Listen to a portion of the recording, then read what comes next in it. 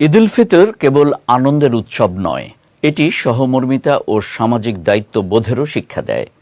তাই ইসলামে সাদাকাতুল ফিতর আদায়কে ওয়াজিব করা হয়েছে, যেন সমাজের অভাবী মানুষও ঈদের আনন্দে শরিক হতে পারে। তবে কাকে ফিতরা দেওয়া যাবে আর কাকে দেওয়া যাবে না, এ বিষয়ে সঠিক ধারণা থাকা জরুরি। বিস্তারিত ডেস্ক রিপোর্টে। ঈদ উল ফিতরের আনন্দ সবার মাঝে ছড়িয়ে দিতে ইসলামে সাদাকাতুল ফিতর আদায় করা ওয়াজিব। তবে কাকে ফিতরা দেয়া যাবে এ বিষয়ে অনেকেই দ্বিধায় থাকেন। শরীয়তের বিধান অনুযায়ী যাদের জাকাত দেয়া যায় তাদেরই ফিতরা দেয়া যাবে। আদ-দুরুল মুখতারে উল্লেখ আছে, নিসাব পরিমাণ সম্পদের মালিক ব্যক্তি ফিতরা গ্রহণ করতে পারেন না।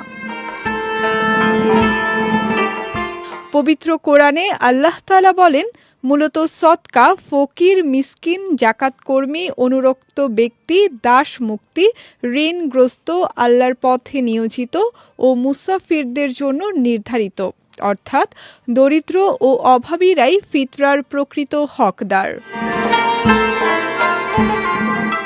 যাদের ফিতরা দেয়া যাবে না: অমুসলিম, ধনী ব্যক্তি, নিজের মা বাবা, দাদা দাদি, নানা নানি, সন্তান সন্ততি এবং স্বামী স্ত্রী একে অপরকে। এছাড়া ফিতরার অর্থ মসজিদ মাদ্রাসা নির্মাণ বা দাফন কাজে ব্যয় করা যাবে না, তা সরাসরি অভাবীর মালিকানায় পৌঁছে দিতে হবে। ফতোয়ায়ে হিন্দিয়াতেও এই নির্দেশনা উল্লেখ রয়েছে। তবে ঊর্ধ্বতন ও অধস্তন সরাসরি রক্ত সম্পর্ক ছাড়া অন্য অভাবী আত্মীয়দের ফিতরা দেওয়া জায়েজ, যেমন ভাই বোন, ভাতিজা ভাতিজি, ভাগ্নে ভাগ্নি, চাচা ফুফু, মামা খালা, চাচাতো মামাতো খালাতো ভাই বোন, এমনকি শ্বশুর শাশুড়িকেও যদি তারা অভাবী হন ফিতরা দেয়া যাবে। হাদিসে এসেছে, নিকটাত্মীয়কে দান করলে দ্বিগুণ সওয়াব পাওয়া যায়, একটি সৎকার, অন্যটি আত্মীয়তার সম্পর্ক রক্ষার। সুনানে নাসিয়েতে এ মর্মে বর্ণনা রয়েছে।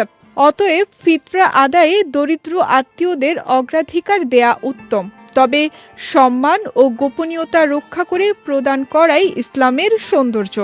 সঠিকভাবে ফিতরা আদায় করলে ঈদের আনন্দ সত্যিকার অর্থেই সবার মাঝে ছড়িয়ে পড়বে।